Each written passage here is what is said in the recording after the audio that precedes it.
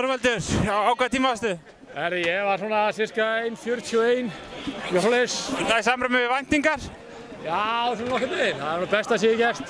Það er bara þriðja sinn sem ég hleyp hálfmaraþon, þannig að það var ekki, standardin var ekki mikill, en þetta er allt í áttinni hjá mér.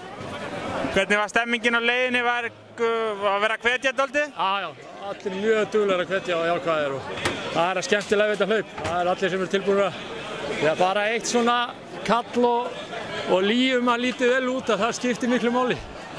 Hvernig gekk þetta fyrir sig? Var eitt kafli erfiðari heldur en annar hjá þér? Já, hann var dálítið erfiður hann að á leiðinu austur eftir framhjá Kirkjusandi. Það kom nú svona lúmsbrekka sem maður fattar ekki þegar maður er að keyra.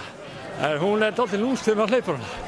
Það var svona hægðist aðeins á mér og svo var þetta meira að þrjósku og þvermóðsku sem maður fór í restina bara. Til hamingju. Takk fyrir.